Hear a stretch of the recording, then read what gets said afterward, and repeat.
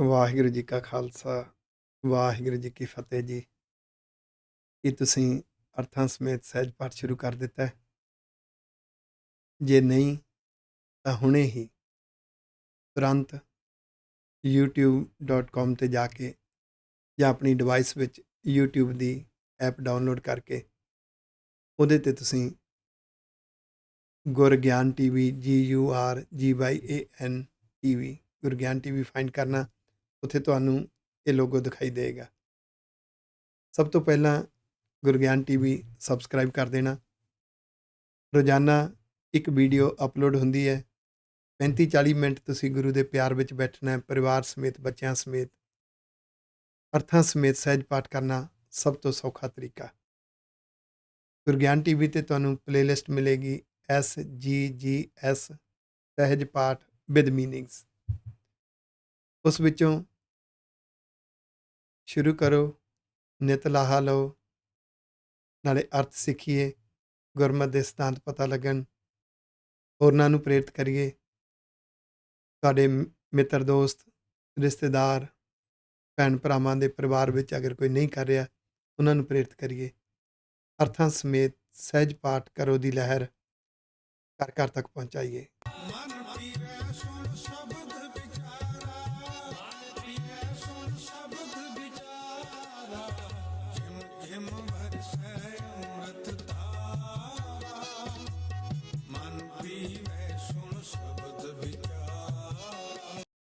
ਵਾਹਿਗੁਰੂ ਜੀ ਕਾ ਖਾਲਸਾ, ਵਾਹਿਗੁਰੂ ਜੀ ਕੀ ਫਤਿਹ। ਸ਼ੁਕਰ ਵਾਹਿਗੁਰੂ ਜੀ ਦਾ।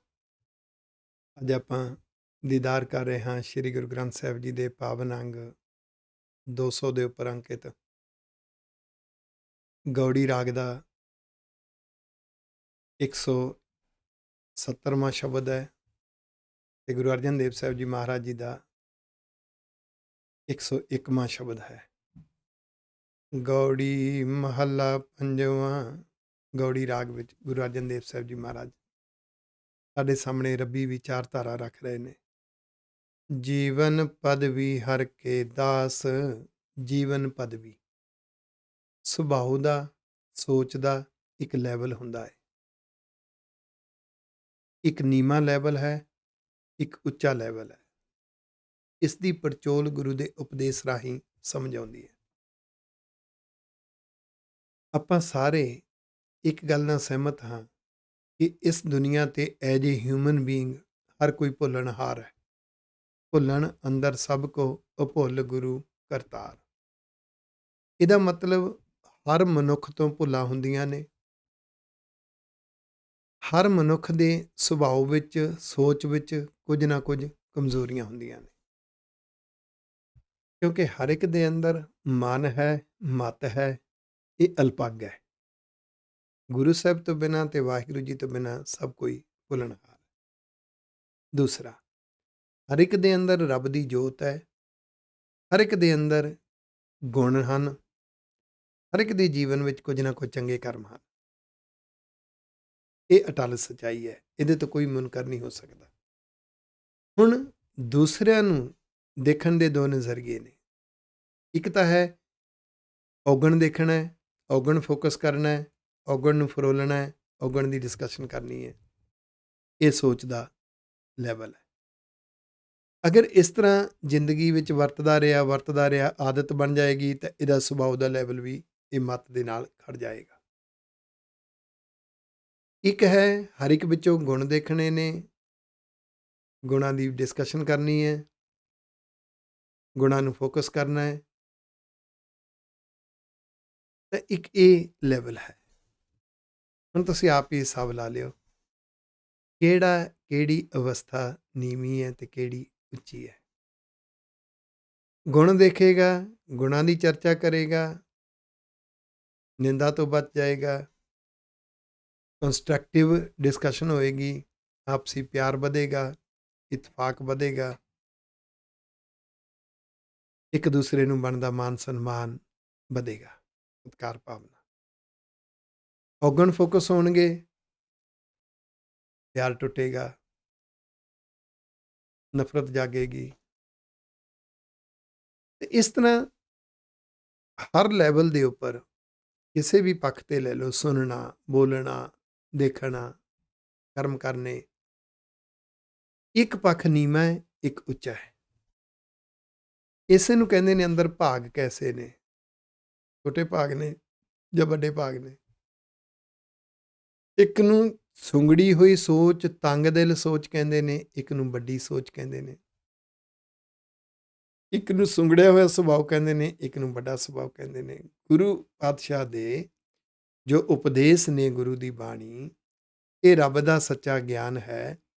ਇਸ ਗਿਆਨ ਦੀ ਸੋਝੀ ਰਾਹੀਂ, ਗੁਰੂ ਦੇ ਉਪਦੇਸ਼ ਰਾਹੀਂ ਅਸੀਂ ਆਪਣੀ ਸੋਚ ਸੁਭਾਅ ਨੂੰ ਪੜਚੋਲਣਾ ਹੈ, ਇਹਨੂੰ ਸੰਵਾਰਨਾ ਹੈ, ਸ਼ਿੰਗਾਰਨਾ ਹੈ। ਉਹਦੇ ਲਈ ਆਪਣੇ ਆਪ ਨੂੰ ਰੱਬ ਦਾ ਸੇਵਕ ਮੰਨਣਾ ਹੈ। ਹਰ ਕੇ ਦਾਸ, ਜਿਹੜੇ ਹਰ ਕੇ ਦਾਸ ਨੇ, ਉਹਨਾਂ ਦਾ ਸੋਚ ਤੇ ਸੁਭਾਅ ਦਾ ਲੈਵਲ ਹਮ ਮਨੁੱਖਾਂ ਨਾਲੋਂ ਉੱਚਾ ਹੁੰਦਾ ਹੈ। ਵਾਹਿਗੁਰੂ, ਉਹਨਾਂ ਦੇ ਵਿਜ਼ਨ, ਨਿਸ਼ਾਨੇ ਵੱਡੇ ਹੁੰਦੇ ਨੇ। ਹੁਣ ਸੋਚ ਕੇ ਦੇਖਿਓ, ਇੱਕ ਮਨੁੱਖ ਦਾ ਵਿਜ਼ਨ ਹੈ, ਨਿਸ਼ਾਨਾ ਹੈ, ਮੈਂ ਬਹੁਤ ਸਾਰਾ ਪੈਸਾ ਬਣਾਉਣਾ, ਪ੍ਰਾਪਰਟੀ ਬਣਾਉਣੀ ਹੈ, ਪਰਿਵਾਰ ਲਈ, ਬੱਚਿਆਂ ਲਈ ਕਰਨਾ ਹੈ। ਇੱਕ ਮਨੁੱਖ ਦਾ ਨਿਸ਼ਾਨਾ ਹੈ ਕਿ ਮੈਂ ਪਰਿਵਾਰ ਲਈ ਵੀ, ਪਰਿਵਾਰ ਦੀਆਂ ਲੋੜਾਂ ਪੂਰੀਆਂ ਕਰਨੀਆਂ, ਬੱਚਿਆਂ ਨੂੰ ਵੀ ਪੜ੍ਹਾਉਣਾ ਹੈ, ਬੱਚਿਆਂ ਨੂੰ ਸੰਸਕਾਰ ਵੀ ਦੇਣੇ ਨੇ। ਪੈਸਾ ਭਾਵੇਂ ਘੱਟ ਰਵੇ, ਚਾਹੇ ਵੱਧ ਜਾਵੇ, ਚਾਹੇ ਘੱਟ ਵੱਧ ਜਿਵੇਂ ਮਰਜ਼ੀ ਚੱਲੇ, ਪਰ ਨਾਲ ਪਰਉਪਕਾਰ ਵੀ ਕਰਨਾ ਹੈ, ਕੌਮ ਦੇ ਲਈ, ਸਮਾਜ ਦੇ ਲਈ। ਹੁਣ ਵਿਜ਼ਨ ਕਿਹਦਾ ਵੱਡਾ ਹੈ? ਉਹਨੂੰ ਜੀਵਨ ਪਦਵੀ ਕਹਿੰਦੇ ਨੇ। ਆਖੋ ਵਾਹਿਗੁਰੂ। ਗੁਰੂ ਸਾਹਿਬ ਦੀ ਗੁਰਬਾਣੀ ਤੇ ਗੁਰੂ ਸਾਹਿਬ ਦਾ ਇਤਿਹਾਸ, ਜਿਹਨੂੰ ਅਸੀਂ ਗੁਰੂ ਵਿਰਸਾ ਕਹਿੰਦੇ ਹਾਂ। ਗੁਰੂ ਵਿਰਸਾ ਜੀ ਦੇ ਅੰਦਰ ਸਿੰਜਿਆ ਗਿਆ, ਉਹਦੀ ਸੋਚ ਵੱਡੀ, ਉਹਦਾ ਸੁਭਾਅ ਵੱਡਾ, ਉਹਦਾ ਵਿਜ਼ਨ, ਨਿਸ਼ਾਨਾ ਵੱਡਾ, ਉਹਦੇ ਅੰਦਰ ਗੁਣ, ਲਗਨ, ਪਿਆਰ, ਜਜ਼ਬਾ, ਇਹਨੂੰ ਜੀਵਨ ਪਦਵੀ ਕਹਿੰਦੇ ਨੇ। ਆਖੋ ਵਾਹਿਗੁਰੂ। ਆਤਮਿਕ ਜੀਵਨ ਦੀ ਅਵਸਥਾ ਮਿਲਦੀ ਕਿਵੇਂ ਹੈ? ਉਹ ਹਰੀ ਦੇ ਦਾਸ, ਜਿਨ੍ਹਾਂ ਦੇ ਕੋਲੇ ਆਤਮਿਕ ਜੀਵਨ ਦੀ ਅਵਸਥਾ ਹੈ, ਉਹ ਪ੍ਰਾਪਤ ਕਿਵੇਂ ਹੋਈ? ਜਿਨ ਮਿਲਿਆ ਆਤਮ ਪ੍ਰਗਾਸ। ਉਹ ਗੁਰੂ ਦੀ ਬਾਣੀ ਨੂੰ ਪੜ੍ਹਦੇ ਨੇ। ਗੁਰਬਾਣੀ ਦੇ ਅੰਦਰ ਜੋ ਸੱਚਾ ਗਿਆਨ ਹੈ, ਗਿਆਨ ਰੂਪੀ ਨਾਮ ਹੈ, ਉਪਦੇਸ਼ ਹੈ, ਉਸ ਤੋਂ ਸਿੱਖ ਕੇ ਆਪਣੇ ਆਪ ਤੇ ਲਾਗੂ ਕਰਦੇ ਨੇ, ਆਪਣੀ ਸੋਚ ਸੁਭਾਅ ਤੇ ਲਾਗੂ ਕਰਦੇ ਨੇ, ਤੇ ਅੰਤਰਾਤਮੇ ਸੋਝੀ ਵੀ ਆਉਂਦੀ ਹੈ, ਅੰਦਰ ਆਨੰਦ, ਖੇੜਾ, ਜਜ਼ਬਾ ਵੀ ਆਉਂਦਾ ਹੈ। ਉਹਨੂੰ ਆਤਮ ਪ੍ਰਗਾਸ ਕਹਿੰਦੇ ਨੇ। ਉਹਨਾਂ ਨੂੰ ਆਤਮ ਪ੍ਰਗਾਸ ਦਾ ਮਿਲਾਪ ਹੋ ਗਿਆ। ਆਖੋ ਵਾਹਿਗੁਰੂ। ਉਹ ਆਤਮ ਪ੍ਰਗਾਸ ਦਾ ਇੱਕ ਹੋਰ ਨਜ਼ਰੀਆ, ਦੂਸਰਾ ਐਂਗਲ ਦੇਖਿਓ। ਸੱਚਾ ਗਿਆਨ, ਜਿਹਦਾ ਕਹਿ ਲਓ ਕਿ ਵਾਹਿਗੁਰੂ ਜੀ ਸੱਚਾ ਗਿਆਨ ਬਣ ਕੇ ਹਰ ਵਰਤਾਰੇ ਵਿੱਚ ਬੈਠੇ ਨੇ, ਪਰ ਸਾਨੂੰ ਸਮਝ ਨਹੀਂ। ਗੁਰਬਾਣੀ ਦੇ ਅੰਦਰ ਜਦੋਂ ਝਾਤੀ ਮਾਰੀ, ਗੁਰੂ ਗ੍ਰੰਥ ਸਾਹਿਬ ਜੀ ਦੀ ਗੁਰਬਾਣੀ ਦੇ ਅੰਦਰ ਜੋ ਗੁਰ ਸਰੂਪ ਹੈ, ਜੋ ਸਤਿਗੁਰ ਸਰੂਪ ਹੈ, ਉਹ ਸੱਚਾ ਗਿਆਨ ਹੈ, ਕਮਾਲ ਹੈ। ਹਰ ਵਰਤਾਰੇ ਦੀ, ਹਰ ਘਟਨਾ ਨੂੰ ਉਦਾਹਰਣ ਬਣਾ ਕੇ ਸਮਝਾਇਆ ਗਿਆ, ਸਿਖਾਇਆ ਗਿਆ। ਜਦੋਂ ਉਹ ਗਿਆਨ ਅੰਦਰ ਜਾਂਦਾ ਹੈ, ਗਿਆਨ ਕਿਹਦਾ ਹੈ? ਵਾਹਿਗੁਰੂ ਜੀ ਦਾ। ਅੰਦਰ ਜੋਤ ਕਿਹਦੀ ਹੈ? ਵਾਹਿਗੁਰੂ ਜੀ ਦੀ। ਤੇ ਅੰਦਰੋਂ ਹੀ ਫਿਰ ਬਖਸ਼ਿਸ਼ ਜਾਗਦੀ ਹੈ, ਆਤਮ ਪ੍ਰਗਾਸ। ਹਰ ਕਾ ਸਿਮਰਨ ਸੁਨ ਮਨ ਕਾਨੀ। ਪਿਆਰਿਆ, ਉਹ ਵਿਚਾਰਾਂ ਕੰਨਾਂ ਦੇ ਨਾਲ ਮਨਾਂ ਸੁਣਿਆ ਕਰ, ਜਿਹੜੀਆਂ ਵਿਚਾਰਾਂ ਨਾਲ ਰੱਬ ਦੀ ਯਾਦ ਤੇਰੇ ਅੰਦਰ ਗਹਿਰੀ ਬਣੇ। ਉਸ ਤਰ੍ਹਾਂ ਦੀਆਂ ਵਿਚਾਰਾਂ ਸੁਣਿਆ ਕਰ। ਔਰ ਸਭ ਤੋਂ ਵਧੀਆ ਵਿਚਾਰਾਂ ਸੁਣਾਉਂਦੇ ਨੇ ਗੁਰੂ ਸਾਹਿਬ ਜੀ। ਆਖੋ ਵਾਹਿਗੁਰੂ। ਆਪਾਂ ਜੋ ਅਰਥਾਂ ਸਮੇਤ ਸਹਿਜ ਪਾਠ ਕਰ ਰਹੇ ਹਾਂ ਨਾ, ਮੈਨੂੰ ਵਿਸ਼ਵਾਸ ਹੈ ਜਿਹੜੇ 200 ਅੰਗ ਤੱਕ ਪਹੁੰਚ ਗਏ ਨੇ ਨਾ, ਇਹ ਨਹੀਂ ਹੁਣ ਛੱਡ ਸਕਦੇ। ਹੁਣ ਤਾਂ ਤੁਹਾਡੇ ਅੰਦਰ ਇੱਕ ਲਗਨ ਲੱਗ ਗਈ ਹੈ, ਤੁਹਾਨੂੰ ਇੱਕ ਆਨੰਦ ਆਉਣਾ ਸ਼ੁਰੂ ਹੋ ਗਿਆ ਹੈ। ਗੁਰੂ ਦੀ ਬਾਣੀ, ਗੁਰੂ ਦਾ ਨਜ਼ਰੀਆ ਸਮਝ ਆਉਣਾ ਸ਼ੁਰੂ ਹੋ ਗਿਆ। ਇਹ ਕੰਨਾਂ ਦੇ ਨਾਲ ਆਪਾਂ ਉਹ ਵਿਚਾਰਾਂ ਸੁਣ ਰਹੇ ਹਾਂ ਗੁਰੂ ਸਾਹਿਬ ਦੀਆਂ, ਜਿਹਦੇ ਨਾਲ ਅੰਦਰ ਰੱਬ ਦੀ ਯਾਦ ਬਣਦੀ ਹੈ। ਇਹਦੇ ਵਿੱਚੋਂ ਜੋ ਪ੍ਰਾਪਤੀ ਹੁੰਦੀ ਹੈ, ਸੁਖ ਪਾਵੈ ਹਰ ਦੁਆਰ ਪਰਾਨੀ ਰਹਾਉ। ਹਰੀ ਦੇ ਦੁਆਰ ਤੇ, ਰੱਬ ਦੀਆਂ ਨਜ਼ਰਾਂ ਵਿੱਚ, ਰੱਬ ਦੇ ਨਿਜ਼ਮ ਵਿੱਚੋਂ ਜਿਹੜਾ ਅੰਦਰ ਸੰਤੁਸ਼ਟੀ, ਸੁਖ ਮਿਲਦਾ ਹੈ ਨਾ, ਉਹ ਆਤਮਿਕ ਸੁਖ ਹੈ। ਇਹ ਸ਼ਬਦ ਦਾ ਰਹਾਉ ਪਦਾ ਹੈ, ਸੈਂਟਰਲ ਆਈਡੀਆ ਹੈ। ਉਹ ਸੰਤੁਸ਼ਟੀ ਦੁੱਖਾਂ ਵਿੱਚ ਵੀ ਬਣਦੀ ਹੈ। ਗੁਰੂ ਦੇ ਮਾਰਗ ਤੇ ਤੁਰਦਿਆਂ, ਪਰਉਪਕਾਰ ਦੇ ਮਾਰਗ ਤੇ ਤੁਰਦਿਆਂ ਵਿਘਨ ਆਉਂਦੇ ਨੇ, ਰੁਕਾਵਟਾਂ ਆਉਂਦੀਆਂ ਨੇ। ਜਦੋਂ ਵਾਹਿਗੁਰੂ ਜੀ ਵਿਘਨ, ਰੁਕਾਵਟਾਂ ਵਿੱਚੋਂ ਦੀ ਕੱਢ ਕੇ ਪਰਉਪਕਾਰ ਕਰਵਾਈ ਜਾਂਦੇ ਨੇ, ਮਿਸ਼ਨ ਤੇ ਤੋਰੀ ਰੱਖਦੇ ਨੇ, ਇੱਕ ਸੰਤੁਸ਼ਟੀ ਹੈ। ਕਮਾਲ ਹੈ।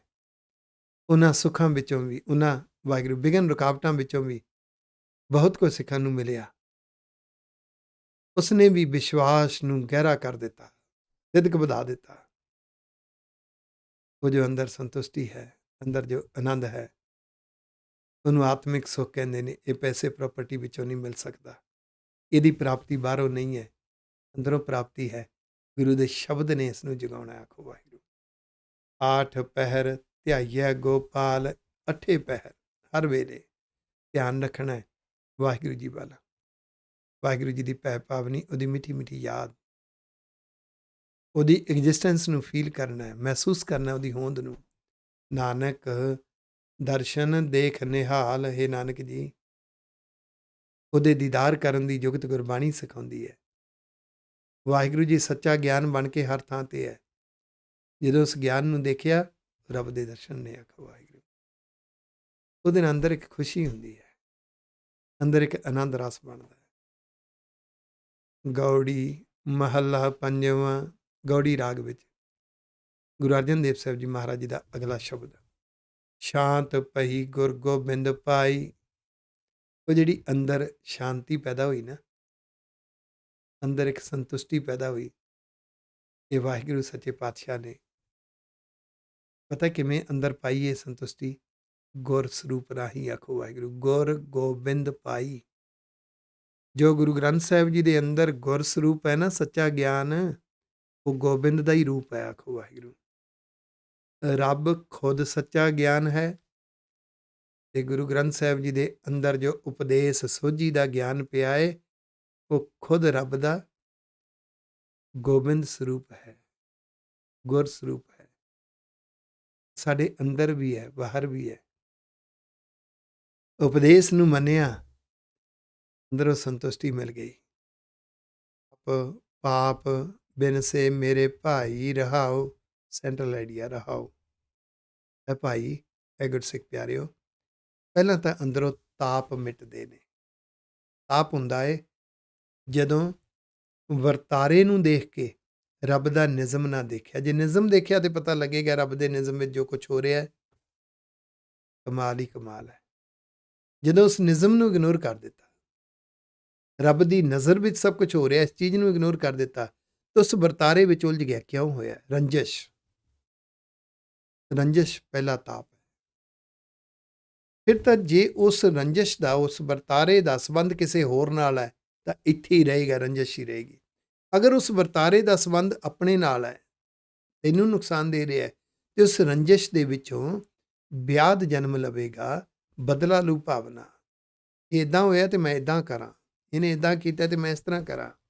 ਉਹਦੇ 'ਚ ਉਪਾਧੀ ਜਨਮ ਲੈਂਦੀ ਹੈ, ਝਗੜਾ, ਵਖੇੜਾ। ਇਹ ਤਾਪ ਨੇ। ਇਹਦੇ 'ਚ ਜਿਹੜੇ ਕਰਮ ਹੁੰਦੇ ਨੇ, ਉਹ ਪਾਪ ਕਰਮ ਹੁੰਦੇ ਨੇ। ਆਖੋ ਵਾਹਿਗੁਰੂ। ਜਦੋਂ ਵਾਹਿਗੁਰੂ ਜੀ ਦੇ ਗੁਰ ਸਰੂਪ ਨੇ, ਸੱਚੇ ਗਿਆਨ ਨੇ, ਗੁਰੂ ਦੇ ਉਪਦੇਸ਼ ਨੇ ਅੰਦਰ ਸ਼ਾਂਤ ਰਸ ਪੈਦਾ ਕੀਤਾ, ਇਹ ਤਾਪ ਤੇ ਪਾਪ ਦੋਨੋਂ ਬਿਨਸ ਗਏ। ਆਖੋ ਵਾਹਿਗੁਰੂ। ਰਾਮ ਨਾਮ ਨਿਤ ਰਸਨ ਵਖਾਨ।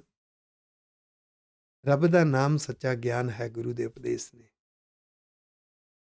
ਇਹਨੂੰ ਜ਼ੁਬਾਨ ਤੇ ਵਖਿਆਨ ਕਰਨਾ, ਡਿਸਕਸ਼ਨ ਕਰਨਾ, ਤੇ ਸੁਰਤ ਉਹਦਾ ਰਸ ਮਾਣਦੀ ਹੋਵੇ, ਇਹ ਜੇ ਆਦਤ ਬਣ ਜਾਵੇ, ਜ਼ਿੰਦਗੀ ਦਾ ਰੁਝਾਨ ਬਣ ਜਾਵੇ, ਬਿਨ ਸੇ ਰੋਗ ਭਏ ਕਲਿਆਣ। ਫਿਰ ਜਿਹੜੇ ਰੋਗ ਨੇ ਨਾ ਬੇਕਾਰ, ਉਹਨਾਂ ਤੋਂ ਬਚ ਜਾਂਦਾ ਹੈ।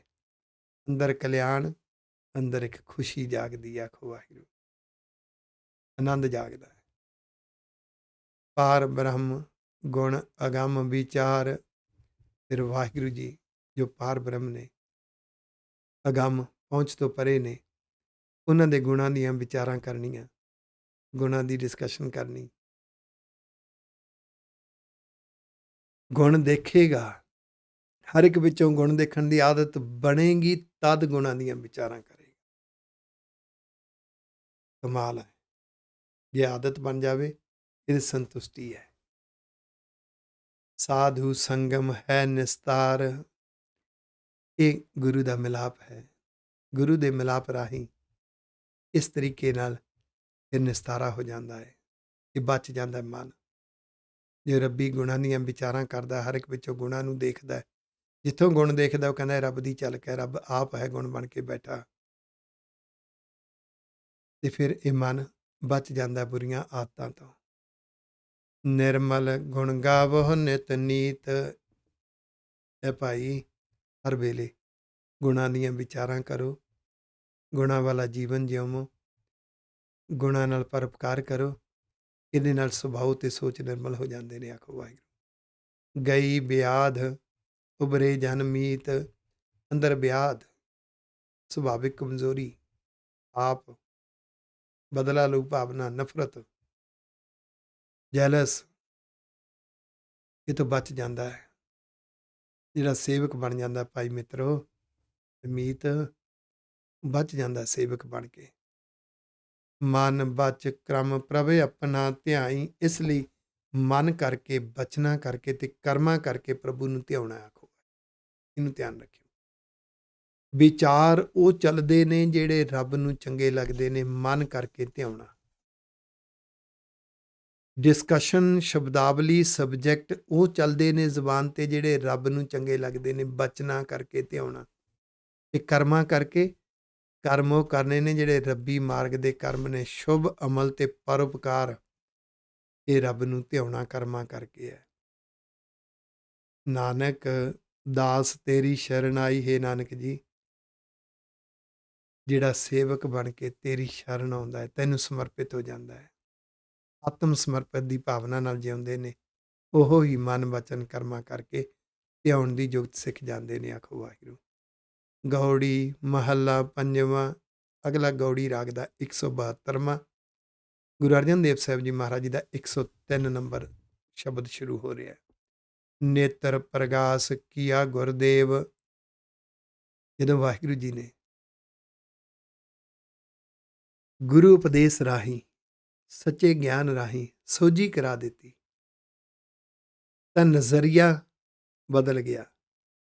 ਹਰ ਵਰਤਾਰੇ ਵਿੱਚੋਂ ਰੱਬ ਨੂੰ ਸੱਚੇ ਗਿਆਨ ਰੂਪੀ ਜਦੋਂ ਗਿਆਨ ਦੇਖਿਆ ਹਰ ਥਾਂ ਤੇ ਮਿਲਦਾ, ਰੱਬ ਦੇ ਗੁਣਾਂ ਨੂੰ ਦੇਖਿਆ, ਉਹ ਨੇਤਰ ਪ੍ਰਗਾਸ਼ ਹੋ ਗਿਆ। ਆਖੋ ਵਾਹਿਗੁਰੂ। ਦੇਖਣ ਦੇ ਨਜ਼ਰੀਏ 'ਚ ਸੋਝੀ ਆ ਗਈ, ਅੰਦਰ ਖੇੜਾ ਆ ਗਿਆ। ਆਖੋ ਵਾਹਿਗੁਰੂ। ਕਿਹਨੇ ਕੀਤਾ? ਗੁਰਦੇਵ। ਗੁਰੂ ਗ੍ਰੰਥ ਸਾਹਿਬ ਜੀ ਦੇ ਅੰਦਰ ਜੋ ਗੁਰ ਸਰੂਪ ਹੈ ਨਾ, ਉਸ ਉਪਦੇਸ਼ ਨੂੰ ਮੰਨਣ ਨਾਲ ਜੋ ਸੋਝੀ ਹੁੰਦੀ ਹੈ, ਸੋਝੀ ਪ੍ਰਕਾਸ਼ ਕਹਿੰਦੇ ਨੇ। ਗੁਰਦੇਵ, ਦੇਵ ਪ੍ਰਕਾਸ਼, ਪ੍ਰਕਾਸ਼ ਵੰਡਣ ਵਾਲੇ ਮੇਰੇ ਗੁਰੂ ਦਾ ਗੁਰ ਸਰੂਪ। ਉਹਨੇ ਸੋਝੀ ਦਿੱਤੀ, ਨਜ਼ਰੀਆ ਬਦਲ ਦਿੱਤਾ। ਆਖੋ ਵਾਹਿਗੁਰੂ। ਦੇਖਣ ਦਾ ਨਜ਼ਰੀਆ। ਭਏ ਵਾਹਿਗੁਰੂ ਭਰਮ ਗਏ ਪੂਰਨ ਭਈ ਸੇਵ। ਅੰਦਰੋਂ ਭਰਮ ਦੂਰ ਹੋ ਗਿਆ। ਜੀਵਨ ਜਿਉਣਾ ਰੱਬ ਦੀ ਸੇਵਾ ਬਣ ਗਿਆ।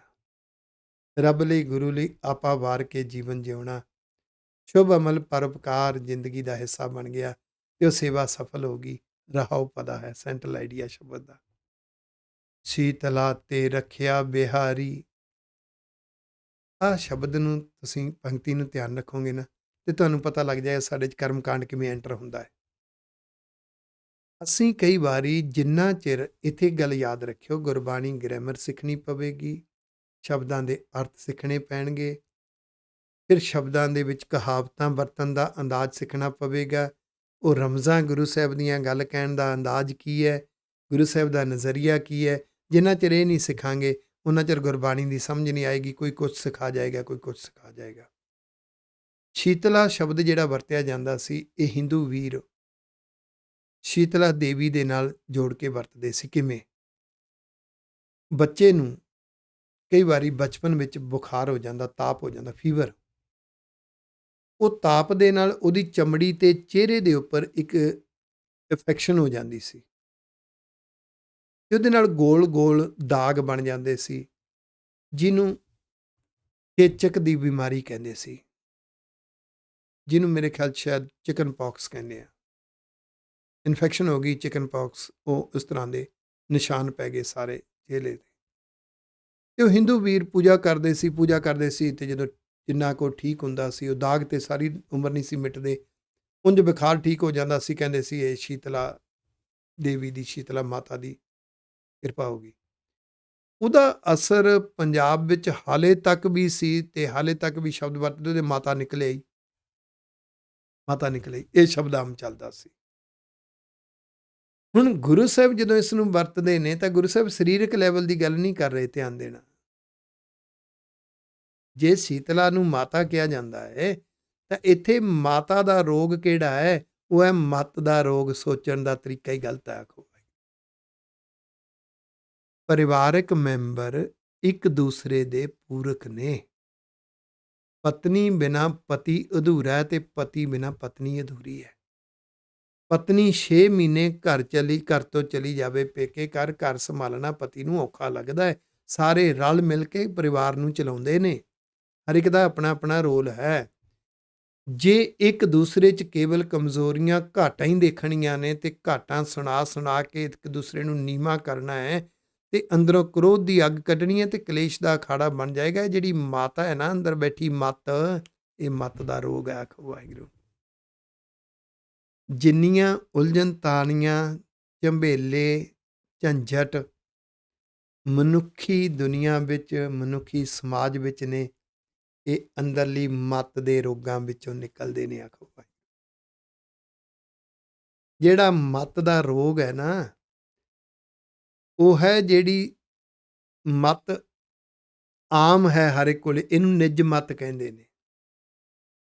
ਹਿਊਮਨ ਬੀਇੰਗ ਜਿਹੜੀ ਸੋਚ ਹੈ, human as a human being thinking ਜਿਹੜੀ ਹੈ, ਉਹ ਨਿੱਜ ਮੱਤ ਹੈ। ਇਹ ਰੋਗੀ ਹੋ ਜਾਵੇ ਤਾਂ ਦੁਰਮਤ ਬਣ ਜਾਂਦੀ ਹੈ, ਖੋਟੀ ਮੱਤ ਬਣ ਜਾਂਦੀ ਹੈ। ਅਗਰ ਇਹ ਗੁਰੂ ਦੇ ਉਪਦੇਸ਼ਾਂ ਨਾਲ ਸਵਾਰੀ ਸ਼ਿੰਗਾਰੀ ਜਾਵੇ ਤਾਂ ਇਹ ਗੁਰਮਤ ਬਣ ਜਾਂਦੀ ਹੈ। ਆਖੋ ਵਾਹਿਗੁਰੂ। ਜਿਹੜੀ ਮੱਤ ਗਿਰ ਗਈ, ਖੋਟੀ ਮੱਤ, ਉਹ ਸ਼ੀਤਲਾ, ਉਹ ਤੋਂ ਰੱਖਿਆ ਕੀਤੀ ਬਿਹਾਰੀ ਬਿਹਾਰਿਨ ਸ਼ਬਦ ਤੋਂ ਆਇਆ ਹੈ। ਸੁੰਦਰ ਵਾਹਿਗੁਰੂ ਜੀ ਨੇ। ਕੁਝ ਲੋਕ ਜਦੋਂ ਕਿਸੇ ਨੂੰ ਚਿਕਨ ਪੌਕਸ ਦੀ ਬਿਮਾਰੀ ਜਾਣੀ ਚੇਚਕ ਦੀ ਬਿਮਾਰੀ ਨਿਕਲਦੀ ਨਾ, ਉਹ ਐਵੇਂ ਅਨਪੜ੍ਹਤਾ ਦਾ ਲੋਕਾਂ ਦਾ ਸਹਾਰਾ ਲੈਂਦੇ, ਕਹਿੰਦੇ ਆਹ ਸ਼ਬਦ ਦਾ ਜਾਪ ਕਰੀ, ਇਹ ਹਟ ਜਾਏਗੀ। ਕੌਣ ਮੰਨਦੇ ਨੇ ਜਾਂ ਕੌਣ ਇਦਾਂ ਦੀ ਗੱਲ ਸਿਖਾ ਰਿਹਾ ਜਿਹਨੇ ਆਪ ਗੁਰੂ ਵਿਰਸੇ ਨੂੰ ਪੜ੍ਹਿਆ ਨਹੀਂ? 8ਵੇਂ ਪਾਤਸ਼ਾਹ ਗੁਰੂ ਹਰਕ੍ਰਿਸ਼ਨ ਸਾਹਿਬ ਜੀ ਮਹਾਰਾਜ ਜਦੋਂ ਦਿੱਲੀ ਨੇ, ਉਮਰ ਪੌਣੇ 8 ਸਾਲ, 7.5 ਸਾਲ ਦੀ ਉਮਰ ਹੈ ਸਤਿਗੁਰੂ ਜੀ ਦੀ, ਕਿਉਂਕਿ 5.25 ਸਾਲ ਦੀ ਉਮਰ ਵਿੱਚ 8ਵੇਂ ਪਾਤਸ਼ਾਹ ਗੁਰੂ ਹਰਕ੍ਰਿਸ਼ਨ ਸਾਹਿਬ ਜੀ ਨੂੰ ਗੁਰਗੱਦੀ ਮਿਲੀ ਸੀ ਤੇ ਪੌਣੇ 8 ਸਾਲ ਦੀ ਉਮਰ ਚੜ੍ਹਾਈ ਕਰ ਜਾਂਦੇ ਨੇ। ਲਾਸਟ ਦਿਨ ਨੇ ਉਹਨਾਂ ਦੀ ਜ਼ਿੰਦਗੀ ਦੇ। ਛੋਟੀ ਉਮਰ ਹੈ, ਦਿੱਲੀ ਦੇ ਵਿੱਚ ਚੇਚਕ ਦੀ ਬਿਮਾਰੀ ਫੈਲ ਗਈ ਹੈ। ਜਿਹਨੂੰ ਚਿਕਨ ਪੌਕਸ ਹੋ ਜਾਂਦਾ ਸੀ, ਕਹਿੰਦੇ ਇਹਦੇ ਤੋਂ ਸਾਨੂੰ ਹੋ ਜਾਏਗੀ। ਜਿਵੇਂ ਕਰੋਨਾ ਇੱਕ ਤੋਂ ਦੂਸਰੇ ਨੂੰ ਹੁੰਦਾ ਹੈ ਨਾ, ਇਹ ਵੀ ਇੱਕ ਦੂਸਰੇ ਤੋਂ ਦੂਸਰੇ ਨੂੰ ਹੋ ਜਾਂਦੀ ਤੇ ਉਹਨੂੰ ਬਾਹਰ ਛੱਡ ਆਉਂਦੇ ਸੀ, ਕੋਈ ਸੰਭਾਲਦਾ ਨਹੀਂ ਸੀ। ਸਤਿਗੁਰੂ ਕਹਿੰਦੇ ਵੀ ਇੱਦਾਂ ਕਿਉਂ ਨਿਰਦਈ ਹੋ ਗਏ ਨੇ ਲੋਕ, ਚਲੋ ਉਹਨਾਂ ਦੀ ਰੱਖਿਆ ਕਰੀਏ। ਸਤਿਗੁਰੂ ਸੱਚੇ ਪਾਤਸ਼ਾਹ ਉਹਨਾਂ ਨੂੰ ਸੰਭਾਲਦੇ। ਜਿਹਨੂੰ ਆਪਾਂ ਫਸਟ ਏਡ ਕਹਿ ਲਓ, ਜਿਹਨੂੰ ਆਪਾਂ ਹੈਲਪ ਕਹਿ ਲਓ, ਕਰਦੇ ਸੀ। ਲੋਕ ਹੈਰਾਨ ਸੀ, ਬੰਦੇ ਦਾ ਦੁੱਖ ਦੂਰ ਹੋ ਜਾਂਦਾ ਸੀ ਕਿ ਸ਼ੁਕਰ ਹੈ ਮੇਰੇ ਕੋਲ ਗੁਰੂ ਆ ਗਏ। ਮੈਨੂੰ ਤਾਂ ਪਰਿਵਾਰ ਨੇ ਵੀ ਬਾਹਰ ਸਿੱਟਤਾ ਸੀ, ਮੈਨੂੰ ਤਾਂ ਕੋਈ ਨੇੜੇ ਨਹੀਂ ਸੀ ਲਾਉਂਦਾ। ਜਿੱਥੋਂ ਇੱਕ ਕਹਾਵਤ ਬਣੀ ਸੀ, ਸ਼੍ਰੀ ਹਰਿਕ੍ਰਿਸ਼ਨ ਧਿਆਈ ਹੈ ਜਿਸ ਡਿੱਠਾ ਸਭ ਦੁੱਖ ਜਾਏ, ਦੁੱਖ ਹੀ ਚਲਿਆ ਗਿਆ, ਗੁਰੂ ਆ ਗਏ ਨੇ। ਇਹਦਾ ਮਤਲਬ ਇਹ ਨਹੀਂ ਬਿਮਾਰੀ ਚਲੀ ਗਈ, ਧਿਆਨ ਦੇਣਾ। ਔਰ ਇਹ ਰੋਗੀਆਂ ਦੀ ਸੇਵਾ ਕਰਦਿਆਂ ਗੁਰੂ ਹਰਕ੍ਰਿਸ਼ਨ ਸਾਹਿਬ ਜੀ ਮਹਾਰਾਜ ਜੀ ਦੇ ਚਿਹਰੇ ਤੇ ਖੁਦ ਚੇਚਕ ਦਾ ਰੋਗ ਆ ਗਿਆ ਸੀ। ਮਾਤਾ ਜੀ ਉਸ ਵੇਲੇ ਨਾਲ ਸਨ ਗੁਰੂ ਹਰਕ੍ਰਿਸ਼ਨ ਸਾਹਿਬ ਜੀ ਦੇ। ਉਹ ਕਹਿੰਦੇ ਸਤਿਗੁਰੂ ਜੀ, ਤੁਹਾਨੂੰ ਪੁੱਤਰ ਜਾਣ ਕੇ ਨਹੀਂ, ਗੁਰੂ ਜਾਣ ਕੇ ਪੁੱਛਦੀ ਹਾਂ। ਤੁਸੀਂ ਤੇ ਸਰਬ ਸਮਰੱਥ ਹੋ, ਤੁਹਾਡੇ ਚਿਹਰੇ ਤੇ ਚੇਚਕ। ਸਤਿਗੁਰੂ ਕਹਿੰਦੇ ਮਾਂ, ਇਹ ਸਰੀਰ ਤੇ ਤੰਦਰੁਸਤੀ ਬਿਮਾਰੀਆਂ ਆਉਂਦੀਆਂ ਜਾਂਦੀਆਂ ਰਹਿੰਦੀਆਂ ਹੁੰਦੀਆਂ ਨੇ, ਇਹਦਾ ਫਿਕਰ ਨਹੀਂ ਕਰੀਦਾ। ਫਿਕਰ ਕਰੀਦਾ ਮਨ ਦੇ ਰੋਗਾਂ ਦਾ ਤੇ ਮੱਤ ਦੇ ਰੋਗਾਂ ਦਾ। ਅਸੀਂ ਵਿਰਸਾ ਨਾ ਪੜਨ ਕਰਕੇ ਕਰਮਕਾਂਡ ਵਿੱਚ ਉਲਝ ਜਾਂਦੇ। ਇੱਥੇ ਸ਼ਬਦ ਵਰਤਿਆ ਜਿਹੜੀ ਮੱਤ ਦੇ ਸੋਚ ਦੇ ਰੋਗ ਨੇ ਨਾ, ਜਿਹੜੀ ਥਿੰਕਿੰਗ ਰੋਗੀ ਹੋ ਗਈ ਹੈ, ਉਹਦੇ ਤੋਂ ਵਾਹਿਗੁਰੂ ਸੱਚੇ ਪਾਤਸ਼ਾਹ ਰੱਖਿਆ ਕਰਦੇ ਨੇ। ਗੁਰੂ ਦੇ ਉਪਦੇਸ਼ ਸੱਚਾ ਗਿਆਨ ਬਣ ਕੇ ਪਾਰ ਬ੍ਰਹਮ ਪ੍ਰਭ ਕਿਰਪਾ ਧਾਰੀ, ਜਿਨ੍ਹਾਂ ਦੀ ਮੱਤ ਨੂੰ ਗੁਰਮਤ ਵਾਲੀ ਬਣਾ ਦਿੱਤਾ, ਰੋਗੀ ਹੋਣ ਤੋਂ, ਦੁਰਮਤ ਹੋਣ ਤੋਂ, ਖੋਟੀ ਮੱਤ ਹੋਣ ਤੋਂ ਬਚਾ ਦਿੱਤਾ, ਉਹਨਾਂ ਤੇ ਵਾਹਿਗੁਰੂ ਜੀ ਨੇ ਕਿਰਪਾ ਕੀਤੀ। ਇਹ ਵਾਹਿਗੁਰੂ ਜੀ ਦੀ ਬਖਸ਼ਿਸ਼ ਦੀ ਨਿਸ਼ਾਨੀ ਹੁੰਦੀ ਹੈ। ਨਾਨਕ ਨਾਮ ਜਪੈ ਸੋ ਜੀਵੈ। ਇਹ ਨਾਨਕ ਜੀ ਜੋ ਗਿਆਨ ਰੂਪੀ ਨਾਮ ਨੂੰ ਜ਼ਿੰਦਗੀ 'ਚ ਪ੍ਰੈਕਟੀਕਲ ਜਿਉਂਦੇ ਨੇ, ਧਿਆਨ ਰੂਪੀ ਨਾਮ ਅਹਿਸਾਸ ਵਿੱਚ ਰੱਖਦੇ ਨੇ। ਵਾਹਿਗੁਰੂ ਜੀ ਦੀ ਮਿੱਠੀ ਮਿੱਠੀ ਯਾਦ, ਭੈ ਪਾਵਨੀ ਸ਼ੁਕਰਾਨਾ। ਉਹ ਜਿਹੜਾ ਆਤਮਿਕ ਜੀਵਨ ਜਿਉਂਦੇ ਨੇ ਨਾ, ਉਹ ਪ੍ਰਾਪਤ ਪਤਾ ਕਿੱਥੋਂ ਹੁੰਦਾ ਏ? ਸਾਧ ਸੰਗ ਹਰ ਅੰਮ੍ਰਿਤ ਪੀਵੈ। ਉਹ ਗੁਰੂ ਦਾ ਸੰਗ ਕਰਦੇ ਨੇ, ਗੁਰੂ ਦੇ ਉਪਦੇਸ਼ ਨੂੰ ਪ੍ਰੈਕਟੀਕਲ ਮੰਨਦੇ ਨੇ। ਮੰਨਣ ਦਾ ਬੜਾ ਰਸ ਆ ਰਿਹਾ ਹੁੰਦਾ, ਕਿਉਂਕਿ ਗੁਰੂ ਨੂੰ ਪਿਆਰ ਕਰਦੇ ਨੇ, ਗੁਰੂ ਪ੍ਰਤੀ ਸਤਿਕਾਰ ਹੈ। ਉਹ ਜਿਹੜਾ ਰਸ ਹੈ ਅੰਮ੍ਰਿਤ ਰਸ ਹੈ, ਅਤੇ ਸਾਰੀ ਜ਼ਿੰਦਗੀ ਹਰ ਪਲ ਉਪਦੇਸ਼ ਨੂੰ ਮੰਨਣ ਦਾ ਰਸ ਪੀਂਦੇ ਰਹਿੰਦੇ ਨੇ। ਆਖੋ ਵਾਹਿਗੁਰੂ। ਇਸ ਤਰੀਕੇ ਨਾਲ ਇਹ ਮੱਤ ਰੋਗੀ ਹੋਣ ਤੋਂ ਬਚਦੀ ਹੈ। ਗੌੜੀ ਮਹੱਲਾ ਪੰਜਵਾਂ। ਗੌੜੀ ਰਾਗ ਵਿੱਚ ਗੁਰੂ ਅਰਜਨ ਦੇਵ ਸਾਹਿਬ ਜੀ ਦਾ ਅਗਲਾ ਸ਼ਬਦ। ਧੰਨ ਹੋ ਮਸਤਕ, ਧੰਨ ਤੇਰੇ ਨੇਤ। ਇੱਥੇ ਮਸਤਕ ਦੇ ਅਰਥ ਹੈ ਸੋਚ। ਉਹ ਸੋਚ, ਉਹ ਨਜ਼ਰੀਆ ਧੰਨ ਹੈ, ਜਿਸ ਨਜ਼ਰੀਏ ਨੇ ਗੁਰੂ ਵਾਲਾ, ਗੁਰੂ ਦੇ ਨਜ਼ਰੀਏ ਅਨੁਸਾਰ ਦੇਖਣਾ ਸ਼ੁਰੂ ਕਰ ਦਿੱਤਾ। ਧੰਨ ਤੇਰੇ ਨੇਤ, ਨੇਤਰ ਅੱਖਾਂ। ਵਾਹਿਗੁਰੂ ਜੀ, ਧੰਨ ਸਤਿਗੁਰੂ ਜੀ, ਤੁਹਾਡਾ ਨਜ਼ਰੀਆ ਭਲਾ ਕਮਾ। ਰੱਬ ਦਾ ਨਜ਼ਰੀਆ ਕੀ ਹੈ? ਜੋ ਗੁਰੂ ਦਾ ਨਜ਼ਰੀਆ ਹੈ। ਸਾਡਾ ਨਜ਼ਰੀਆ ਕੀ ਹੈ? ਜੇ ਪੈਸਾ ਪ੍ਰਾਪਰਟੀ ਨਾ ਹੋਇਆ ਪਤਾ ਨਹੀਂ ਕੀ ਹੋ ਜਾਏਗਾ। ਗੁਰੂ ਦਾ ਨਜ਼ਰੀਆ ਕੀ ਹੈ? ਕਹਿੰਦੇ ਕੁਛ ਨਹੀਂ। ਜੇ ਬਖਸ਼ਿਸ਼ ਨਾ ਹੋਈ ਤਾਂ ਪਤਾ ਨਹੀਂ ਕੀ ਹੋ ਜਾਏਗਾ। ਵਾਹਿਗੁਰੂ। ਪੈਸੇ ਪ੍ਰਾਪਰਟੀ ਦੀ ਗੱਲ ਕਰੀਏ ਤੇ ਆਨੰਦਾਂ ਦੀ ਪੁਰੀ, ਜਿੱਥੇ ਅਨੰਦਪੁਰ ਸਾਹਿਬ ਦੇ ਵਿੱਚ 5 ਕਿਲੇ ਗੁਰੂ ਪਾਤਸ਼ਾਹ ਨੇ ਆਪ ਉਸਾਰੇ ਸਨ, ਸ਼ਹਿਰ ਆਪ ਵਸਾਇਆ ਸੀ। ਗੁਰੂ ਕਲਗੀਧਰ ਸਾਹਿਬ ਜੀ ਦੇ ਪਿਤਾ ਜੀ ਨੇ ਪੈਸੇ ਦੇ ਕੇ ਜ਼ਮੀਨ ਖਰੀਦੀ ਸੀ, ਛੱਡਣ ਲੱਗਿਆ 1 ਸੈਕਿੰਡ ਲਾਇਆ ਸੀ। ਚਮਕੌਰ ਦੀ ਗੜੀ ਤੋਂ ਬਾਅਦ ਮਾਛੀਵਾੜੇ ਦੇ ਜੰਗਲਾਂ ਵਿੱਚੋਂ ਦੀ ਹੁੰਦਿਆਂ ਲੱਖੀ ਜੰਗਲ ਵਿਖੇ ਜਾ ਕੇ ਫਿਰ ਗੁਰੂ ਕੇ ਖਾਲਸੇ ਨੂੰ ਜੋੜਿਆ। ਮੁਕਤਸਰ ਸਾਹਿਬ ਦਾ ਜੰਗ ਜਦੋਂ ਜਿੱਤਿਆ, ਉਸ ਤੋਂ ਬਾਅਦ ਸਤਿਗੁਰਾਂ ਐਲਾਨ ਕਰ ਦਿੱਤਾ ਹੁਣ ਕੋਈ ਜੰਗ ਨਹੀਂ ਕਰਨ ਲੜਨਾ। ਦਮਦਮਾ ਸਾਹਿਬ ਆ ਗਏ ਨੇ। ਕਿੰਨਾ ਚਿਰ ਦਮਦਮਾ ਸਾਹਿਬ ਰਹੇ ਨੇ। ਉਸ ਵੇਲੇ ਮਾਹੌਲ ਬਿਲਕੁਲ ਹੀ ਬਦਲ ਗਿਆ ਸੀ, ਬਿਲਕੁਲ ਕਰਵਟ ਲੈ ਗਿਆ ਸੀ। ਬਾਦਸ਼ਾਹ ਚੜ੍ਹਾਈ ਕਰਦਾ ਹੈ ਤੇ ਬਾਦਸ਼ਾਹ ਦਾ ਪੁੱਤਰ ਸਤਿਗੁਰੂ ਸੱਚੇ ਪਾਤਸ਼ਾਹ ਨੂੰ ਤਖਤ ਤੇ ਬਿਠਾਉਂਦਾ ਹੈ। ਸਾਰਾ ਕੁਝ ਗੁਰੂ ਦੇ ਹੱਕ ਵਿੱਚ ਹੁੰਦਾ ਹੈ। ਪਰ ਸੋਚਿਓ ਕਦੀ ਸਤਿਗੁਰੂ ਜੀ ਅਨੰਦਪੁਰ ਸਾਹਿਬ ਨਹੀਂ ਜਾਂਦੇ ਵਾਪਸ। ਸਾਨੂੰ ਤਾਂ ਛੋਟਾ ਜਿਹਾ ਘਾਟਾ ਪੈ ਜਾਵੇ। ਇੱਥੇ ਤੇ ਧਾਰਮਿਕ ਅਸਥਾਨ ਤੇ ਜਦੋਂ ਦੂਸਰੇ ਨੂੰ ਜ਼ਿੰਮੇਵਾਰੀ ਦੇਣੀ ਹੁੰਦੀ ਹੈ ਨਾ, ਇੱਕ ਦੀ ਗੱਦੀ ਦੂਜੇ ਨੂੰ ਦੇਣੀ ਹੁੰਦੀ ਹੈ। ਧਾਰਮਿਕ ਸਥਾਨਾਂ ਤੇ ਗੋਲੀਆਂ ਚੱਲਦੀਆਂ ਨੇ, ਝਗੜੇ ਚੱਲਦੇ ਨੇ। ਕਿਉਂ? ਗੱਲਾਂ ਜਿੰਨੀਆਂ ਮਰਜ਼ੀ ਕਰੀ ਚੱਲੀਏ, ਸਾਡੀ ਸੋਚ ਸੁਭਾਅ ਵਿੱਚ ਮੇਰ ਤੇਰ ਬੈਠੀ ਹੈ, ਕਬਜ਼ੇ ਦੀ ਭਾਵਨਾ ਬੈਠੀ ਹੈ। ਮੇਰੀ ਸੰਸਥਾ, ਮੇਰਾ ਧੜਾ, ਦੂਜੇ ਘਟੀਆ ਮੈਂ ਚੰਗਾ, ਜਿਸ ਕਰਕੇ ਕਬਜ਼ੇ ਦੀ ਭਾਵਨਾ ਝਗੜੇ ਪੈਦਾ ਕਰਦੀ ਹੈ। ਗੁਰੂ ਤੇਗ ਬਹਾਦਰ ਸਾਹਿਬ ਜੀ ਮਹਾਰਾਜ ਜਾਂਦੇ ਨੇ ਅੰਮ੍ਰਿਤਸਰ ਸਾਹਿਬ, ਧੀਰ ਮੱਲੀਆਂ ਦਾ ਕਬਜ਼ਾ ਹੈ। ਸਤਿਗੁਰੂ ਚੁੱਪਚਾਪ ਆ ਜਾਂਦੇ ਨੇ, ਆਪਣੇ ਨੇ ਬਈ, ਆਪਣੇ ਨਾਲ ਲੜਦੇ ਚੰਗੇ ਨਹੀਂ ਲੱਗਦੇ। ਉਸ ਤੋਂ ਬਾਅਦ ਨਹੀਂ ਜਾਂਦੇ ਸਤਿਗੁਰੂ ਜੀ। ਤਾਂ ਗੁਰੂ ਦੇ ਨਜ਼ਰੀਏ ਨੂੰ ਸਮਝਣਾ ਹੈ। ਗੁਰੂ ਦਾ ਨਜ਼ਰੀਆ ਗੁਰੂ ਦੀ ਬਾਣੀ ਵਿੱਚੋਂ, ਗੁਰੂ ਦੇ ਇਤਿਹਾਸ ਵਿੱਚੋਂ ਸਮਝ ਆਉਂਦੀ ਹੈ। ਜਿਨ੍ਹਾਂ ਦੀ ਸੋਚ ਗੁਰੂ ਦੇ ਨਜ਼ਰੀਏ ਅਨੁਸਾਰ ਬਣ ਗਈ ਨਾ, ਧੰਨ ਉਹ ਮਸਤਕ, ਮਸਤਕ ਸੋਚ, ਧੰਨ ਤੇਰੇ ਨੇਤ। ਇੱਥੇ ਨੇਤਰ ਦੇ ਅਰਥ ਧੰਨ ਤੇਰਾ ਨਜ਼ਰੀਆ। ਵਾਹਿਗੁਰੂ ਜੀ, ਤੁਹਾਡਾ ਨਜ਼ਰੀਆ, ਤੁਹਾਡਾ ਦੇਖਣ ਦਾ ਤਰੀਕਾ ਕਮਾਲ ਦਾ ਹੈ। ਅਤੇ ਜਿਨ੍ਹਾਂ ਦੀ ਤੁਹਾਡੇ ਨਜ਼ਰੀਏ ਅਨੁਸਾਰ ਸੋਚ ਬਣ ਗਈ, ਉਹ ਤੁਹਾਡੇ ਹੀ ਦਰਸ਼ਨ ਕਰਦੇ ਨੇ। ਨੇਤਰ ਧੰਨ ਨੇ। ਆਖੋ ਵਾਹਿਗੁਰੂ। ਧੰਨ ਹੋਏ ਭਗਤ ਜਿਨ ਤੁਮ ਸੰਗ ਹੇਤ।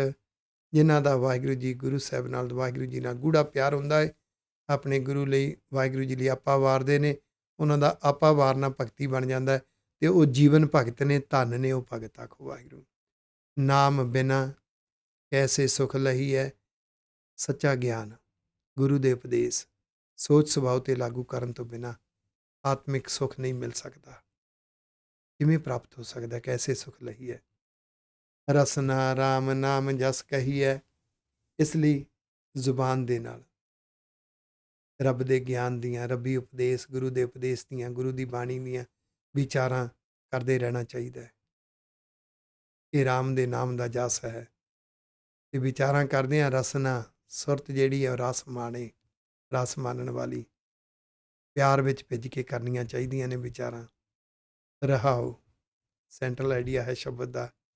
ਤਿਨ ਉਪਰ ਜਾਈਐ ਕੁਰਬਾਨ, ਨਾਨਕ ਜਿਨ ਜਪਿਆ ਨਿਰਵਾਣ। ਹੈ ਨਾਨਕ ਜੀ, ਜਿਨ੍ਹਾਂ ਨੇ ਨਿਰਵਾਣ, ਵਾਸ਼ਨਾ ਤੋਂ ਰਹਿਤ ਹੋ ਕੇ, ਕੋਈ ਇੱਛਾ ਮੰਗ ਰੱਖ ਕੇ ਨਹੀਂ, ਆਪਾ ਵਾਰਨ ਦੀ ਭਾਵਨਾ, ਆਤਮ ਸਮਰਪਣ ਦੀ ਭਾਵਨਾ ਨਾਲ ਤੈਨੂੰ ਜਪਿਆ ਆਖੋ ਵਾਹਿਗੁਰੂ।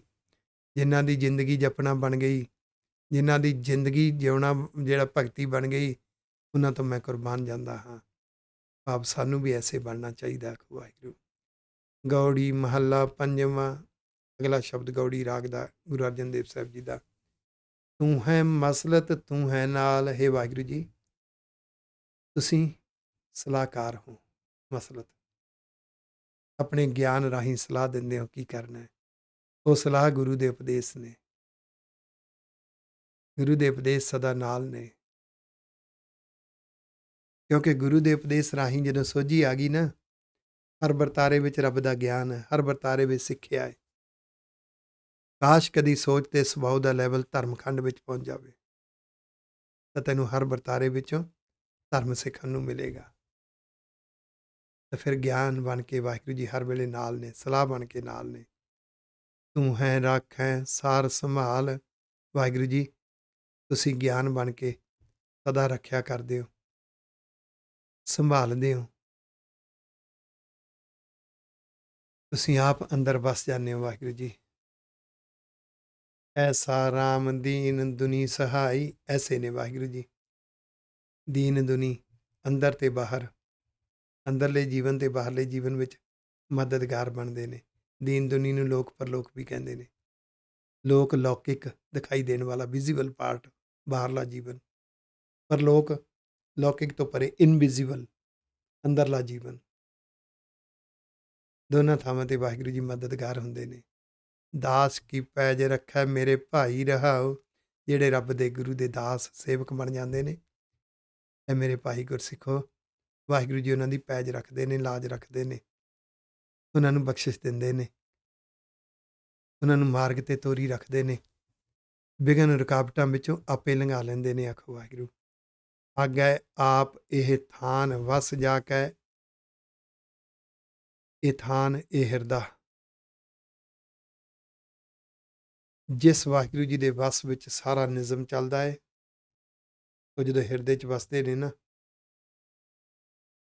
ਉਹਨਾਂ ਦੇ ਅੱਗੇ ਰੱਬ ਗਿਆਨ ਬਣ ਕੇ ਹਰ ਥਾਂ ਤੇ ਹਰ ਵਰਤਾਰੇ ਵਿੱਚੋਂ ਦੀਦਾਰ ਕਰਦੇ ਨੇ ਉਹ ਪਿਆਰੇ, ਆਪਣੇ ਪਿਆਰੇ ਵਾਹਿਗੁਰੂ ਜੀ ਦਾ। ਜਿਸ ਵਾਹਿਗੁਰੂ ਜੀ ਦੇ ਨਿਜ਼ਮ ਵਿੱਚ ਸਭ ਕੁਝ ਜਿਹਦੇ ਵਸ ਵਿੱਚ ਹੈ, ਉਹ ਗੁਰਸਿੱਖਾਂ ਦੇ ਅੱਗੇ ਗਿਆਨ ਬਣ ਕੇ, ਸੋਝੀ ਬਣ ਕੇ ਹਰ ਵਰਤਾਰੇ ਵਿੱਚ ਖੜੇ ਨੇ ਆਖੋ ਵਾਹਿਗੁਰੂ। ਉਹ ਅਵਸਥਾ ਵਿੱਚ ਦੇਖਦੇ ਨੇ, ਜਹਾਂ ਜਹਾਂ ਪੇਖੋਂ ਤਹਾਂ ਹਜ਼ੂਰ ਦੂਰ ਕਤੋਂ ਨਾ ਜਾਈ। ਹਰ ਵਰਤਾਰੇ ਵਿੱਚੋਂ ਵਾਹਿਗੁਰੂ ਜੀ ਤੁਸੀਂ ਗਿਆਨ ਬਣ ਕੇ, ਸਿੱਖਿਆ ਬਣ ਕੇ, ਧਰਮ ਬਣ ਕੇ ਸਾਹਮਣੇ ਖੜੇ ਹੋ ਆਖੋ ਵਾਹਿਗੁਰੂ। ਆਠ ਪਹਿਰ ਮਨ ਹਰ ਕਉ ਜਾਪੈ, ਅਠੇ ਪਹਿਰ। ਤੇਰੇ ਜਿਹੜਾ ਮਨ ਹੈ ਨਾ, ਵਾਹਿਗੁਰੂ ਜੀ ਦੀਆਂ ਵਿਚਾਰਾਂ, ਵਾਹਿਗੁਰੂ ਜੀ ਦੇ ਗੁਣ, ਵਾਹਿਗੁਰੂ ਜੀ ਦੇ ਨਿਜ਼ਮ, ਵਾਹਿਗੁਰੂ ਜੀ ਦੀ ਮਿੱਠੀ ਯਾਦ, ਵਾਹਿਗੁਰੂ ਜੀ ਦੀ ਭੈ ਭਾਵਨੀ, ਵਾਹਿਗੁਰੂ ਜੀ ਦਾ ਸ਼ੁਕਰਾਨਾ, ਇਹਦੇ ਵਿੱਚ ਮਨ ਜਿਉਣਾ ਸਿੱਖ ਜਾਂਦਾ ਹੈ। ਇਹ ਮਨ ਦਾ ਜਪਣਾ ਹੈ। ਪਤ ਪਰਵਾਨ ਸੱਚ ਨਿਸ਼ਾਨ, ਫਿਰ ਵਾਹਿਗੁਰੂ ਸੱਚੇ ਪਾਤਸ਼ਾਹ ਬਖਸ਼ਿਸ਼ ਦਿੰਦੇ ਨੇ, ਜੀਵਨ ਪ੍ਰਵਾਨ ਕਰ ਲੈਂਦੇ ਨੇ। ਉਹ ਬਖਸ਼ਿਸ਼ ਇੱਕ ਸੱਚ ਦਾ ਨਿਸ਼ਾਨ ਹੈ। ਜਿਵੇਂ ਬਾਦਸ਼ਾਹ ਇੱਕ ਪਰਵਾਨਾ ਦੇ ਦਿੰਦਾ ਸੀ, ਜਿੱਥੇ ਤੈਨੂੰ ਕੋਈ ਰੋਕੇ ਪਰਵਾਨਾ ਦਿਖਾ ਦੀ, ਉਹ ਦਿਖਾਉਂਦਾ ਸੀ। ਇਹਨੂੰ ਆਇਡੈਂਟੀਟੀ ਕਾਰਡ ਕਹਿ ਲਓ, ਕੋਈ ਨਿਸ਼ਾਨੀ ਕਹਿ ਲਓ, ਉਹਨੂੰ ਰੁਕਾਵਟ ਨਹੀਂ ਸੀ ਪੈਂਦੀ, ਬਾਦਸ਼ਾਹ ਦਾ ਬੰਦਾ ਹੈ, ਨਿਕਲ ਜਾਂਦਾ ਸੀ। ਇਸੇ ਤਰ੍ਹਾਂ ਵਿਘਨ ਆਉਂਦੇ ਨੇ, ਰੁਕਾਵਟ ਆਉਂਦੀ ਹੈ, ਜਿਹਦੇ ਕੋਲ ਬਖਸ਼ਿਸ਼ ਹੁੰਦੀ ਹੈ, ਉਹ ਬਖਸ਼ਿਸ਼ ਐਸਾ ਪਰਵਾਨਾ, ਐਸਾ ਨਿਸ਼ਾਨ ਹੈ, ਉਹਨੂੰ ਹਰ ਰੁਕਾਵਟ ਵਿੱਚੋਂ ਦੀ ਲੰਘਾ ਦਿੰਦੀ ਹੈ ਆਖੋ ਵਾਹਿਗੁਰੂ। ਜਾ ਕੋ ਆਪ ਕਰੈ ਫਰਮਾਨ, ਬਖਸ਼ਿਸ਼ ਕਿਹਨੂੰ ਮਿਲਦੀ ਹੈ? ਜਿਹਨੂੰ ਵਾਹਿਗੁਰੂ ਜੀ ਆਪ ਹੁਕਮ ਕਰਦੇ ਨੇ। ਉਹ ਸੁਭਾਅ ਦੇਖਦੇ ਨੇ, ਸੋਚ ਦੇਖਦੇ ਨੇ। ਜਿਹਨੂੰ ਵਾਹਿਗੁਰੂ ਜੀ ਬਖਸ਼ਿਸ਼ ਦਿੰਦੇ ਨੇ, ਕੋਈ ਖੋ ਨਹੀਂ ਸਕਦਾ। ਆਪੇ ਦਾਤਾ ਆਪ ਪ੍ਰਤਪਾਲ, ਵਾਹਿਗੁਰੂ ਜੀ ਦਾਤੇ ਨੇ, ਦਾਤਾਂ ਦੇਣ ਵਾਲੇ। ਆਪ ਹੀ ਸਾਡੇ ਅੰਦਰਲੇ ਤੇ ਬਾਹਰਲੇ ਜੀਵਨ ਦੀ ਪ੍ਰਤਪਾਲਨਾ ਕਰਦੇ ਨੇ। ਨਿਤ ਨਿਤ ਨਾਨਕ ਰਾਮ ਨਾਮ ਸੰਭਾਲ, ਇਹ ਨਾਨਕ ਜੀ ਰਾਮ ਦੇ ਨਾਮ ਨੂੰ, ਸੱਚੇ ਗਿਆਨ ਨੂੰ, ਗੁਰੂ ਦੇ ਉਪਦੇਸ਼ਾਂ ਨੂੰ ਨਿਤ ਹਿਰਦੇ 'ਚ ਸੰਭਾਲਣਾ ਹੈ, ਭਾਵ ਪ੍ਰੈਕਟੀਕਲ ਜੀਵਨ ਵਿੱਚ ਜਿਉਣਾ ਹੈ। ਗੌੜੀ ਮਹੱਲਾ ਪੰਜਵਾਂ, ਗੌੜੀ ਰਾਗ ਦਾ 106ਵਾਂ, ਵਾਹਿਗੁਰੂ 175ਵਾਂ ਅਤੇ ਗੁਰੂ ਅਰਜਨ ਦੇਵ ਸਾਹਿਬ ਜੀ ਮਹਾਰਾਜ ਜੀ ਦਾ 106ਵਾਂ ਸ਼ਬਦ ਸ਼ੁਰੂ ਹੋ ਰਿਹਾ। ਸਤਿਗੁਰ ਪੂਰਾ ਭਇਆ ਕਿਰਪਾਲ। ਸ੍ਰੀ ਗੁਰੂ ਗ੍ਰੰਥ ਸਾਹਿਬ ਜੀ ਦੇ ਅੰਦਰ ਜੋ ਸਤਿਗੁਰ ਸਰੂਪ ਹੈ, ਗੁਰੂ ਦੀ ਆਵਾਜ਼, ਗੁਰੂ ਸਾਹਿਬ ਕਹਿ ਕੀ ਰਹੇ ਨੇ, ਉਹ ਸੱਚਾ ਗਿਆਨ ਹੈ, ਉਹ ਰੱਬ ਦਾ ਹੀ ਰੂਪ ਹੈ। ਵਾਹਿਗੁਰੂ ਜੀ ਸੱਚਾ ਗਿਆਨ ਹੈ ਤੇ ਸਤਿਗੁਰ ਸਰੂਪ ਵੀ ਸੱਚਾ ਗਿਆਨ ਹੈ। ਕਿਰਪਾਲੂ ਨੇ, ਕਿਰਪਾ ਕਰਦੇ ਨੇ, ਜਿਹਦੇ ਤੇ ਕਿਰਪਾ ਕਰ ਦਿੰਦਾ ਹੈ ਗਿਆਨ, ਇਹ ਉਪਦੇਸ਼ ਕਿਰਪਾ ਕੀ ਕਰ ਦਿੰਦਾ ਹੈ, ਉਹ ਮੰਨਣ ਦੀ ਭਾਵਨਾ ਵਿੱਚ ਜਿਹਦਾ ਸੋਚ ਤੇ ਸੁਭਾਅ ਸਿੰਗਾਰਿਆ ਜਾਂਦਾ ਹੈ, ਗੁਰਮੁਖ ਸੁਭਾਅ ਤੇ ਗੁਰਮਤਿ ਵਾਲੀ ਸੋਚ ਬਣਦੀ ਹੈ, ਸਮਝ ਲਓ ਕਿਰਪਾ ਹੋ ਗਈ। ਹਿਰਦੈ ਵਸਿਆ ਸਦਾ ਗੋਪਾਲ, ਫਿਰ ਹਿਰਦੇ ਵਿੱਚ ਸਦਾ ਵਾਹਿਗੁਰੂ ਜੀ ਦੀ ਯਾਦ, ਵਿਸ਼ਵਾਸ, ਸਿਦਕ ਵਸਿਆ ਰਹਿੰਦਾ ਹੈ। ਵਾਹਿਗੁਰੂ ਜੀ ਆਪ ਹੀ ਵਿਸ਼ਵਾਸ ਬਣ ਕੇ ਅੰਦਰ ਵਸਦੇ ਨੇ, ਸਿਦਕ ਬਣ ਕੇ ਵਸਦੇ ਨੇ। ਉਂਝ ਤਾਂ ਉਹ ਜੋਤ ਬਣ ਕੇ ਸਦਾ ਸਾਡੇ ਅੰਦਰ ਨੇ। ਰਾਮ ਰਵਤ ਸਦ ਹੀ ਸੁਖ ਪਾਇਆ। ਫਿਰ ਉਹਨਾਂ ਆਪਣੇ ਪਿਆਰੇ ਵਾਹਿਗੁਰੂ ਜੀ ਨੂੰ ਯਾਦ ਕਰ ਕਰਕੇ, ਵਾਹਿਗੁਰੂ ਜੀ ਦੀ ਮਿੱਠੀ ਮਿੱਠੀ ਯਾਦ ਦੇ ਸਿਮਰਨ ਰਸ ਵਿੱਚ ਆਤਮਿਕ ਸੁੱਖ ਨੂੰ ਪ੍ਰਾਪਤ ਕੀਤਾ ਹੈ। ਮਾਇਆ ਕਰੀ ਪੂਰਨ ਹਰ ਰਾਇਆ ਰਹਾਓ, ਸੈਂਟਰਲ ਆਈਡੀਆ ਰਹਾਓ। ਮਾਇਆ, ਮੰਮੀ ਨੂੰ ਕਰਨਾ ਹੋਵੇ ਤਾਂ ਮਾਇਆ, ਰੋਂਗ ਅਟੈਂਸ਼ਨ। ਮੰਮਾ ਮੁਕਤ ਹੈ ਤਾਂ ਮਾਇਆ, ਮਾਇਆ ਹੁੰਦੀ ਕਿਰਪਾ। ਕਿਰਪਾ ਕੀਤੀ ਪੂਰਨ ਵਾਹਿਗੁਰੂ ਜੀ ਨੇ, ਪੂਰਨ ਹਰ ਰਾਇਆ, ਜਿਨ੍ਹਾਂ ਦਾ ਰਾਜ ਚੱਲਦਾ ਹੈ, ਰਾਇਆ ਰਾਜਾ ਵਾਹਿਗੁਰੂ ਜੀ ਨੇ ਕਿਰਪਾ ਕੀਤੀ। ਤਦ ਹੀ ਇਹ ਵਾਹਿਗੁਰੂ ਜੀ ਦੀ ਮਿੱਠੀ ਮਿੱਠੀ ਯਾਦ, ਸਿਦਕ ਅੰਦਰ ਵਸਦਾ ਹੈ। ਕਹੋ ਨਾਨਕ ਜਾ ਕੇ ਪੂਰੇ ਭਾਗ, ਪੂਰੇ ਭਾਗ, ਸੁਭਾਉ ਗੁਰਮੁਖ, ਮਤ ਗੁਰਮੁਖ, ਮਤ ਗੁਰਮਤਿ ਵਾਲੀ, ਸੁਭਾਉ ਗੁਰਮੁਖ ਤੇ ਪੂਰੇ ਭਾਗ। ਜੇ ਅੰਦਰ ਮਨ ਜਿਹੜਾ ਮਨਮੁਖ ਬਣ ਗਿਆ, ਮਤ ਦੁਰਮਤ ਬਣ ਗਈ ਤੇ ਮਾੜੇ ਭਾਗ ਆਖੋ ਵਾਹਿਗੁਰੂ। ਜਿਨ੍ਹਾਂ ਦੇ ਅੰਦਰ ਪੂਰੇ ਭਾਗ, ਗੁਰੂ ਕੀ ਵਿਚਾਰ, ਗੁਰਮੁਖ ਸੁਭਾਉ, ਗੁਰਮਤਿ ਵਿਚਾਰਧਾਰਾ ਆ ਗਈ, ਹਰ ਹਰ ਨਾਮ ਅਸਥਿਰ ਸੁਹਾਗ, ਉਹਨਾਂ ਦੇ ਅੰਦਰ ਹਰ ਵੇਲੇ ਜੋ ਗਿਆਨ ਰੂਪੀ ਨਾਮ ਉਪਦੇਸ਼ ਹੈ, ਧਿਆਨ ਰੂਪੀ ਨਾਮ ਰੱਬ ਦੀ ਮਿੱਠੀ ਮਿੱਠੀ ਯਾਦ ਹੈ, ਇਹ ਅਡੋਲ ਟਿਕ ਜਾਂਦੀ ਹੈ। ਭਾਵ ਹਰ ਪਲ, ਹਰ ਛਿਨ ਉਹ ਮਤ ਸੁਹਾਗਣ ਬਣ ਜਾਂਦੀ ਹੈ, ਸੋਹਣੀ ਬਣ ਜਾਂਦੀ ਹੈ। ਸਤਿਗੁਰੂ ਕਿਰਪਾ ਕਰਨ, ਸਾਨੂੰ ਸਾਰਿਆਂ ਨੂੰ ਪ੍ਰਾਪਤ ਹੋਵੇ। ਭੁੱਲਾਂ ਚੁੱਕਾਂ ਦੀ ਖਿਮਾ ਜੀ। ਵਾਹਿਗੁਰੂ ਜੀ ਕਾ ਖਾਲਸਾ, ਵਾਹਿਗੁਰੂ ਜੀ ਕੀ ਫਤਿਹ।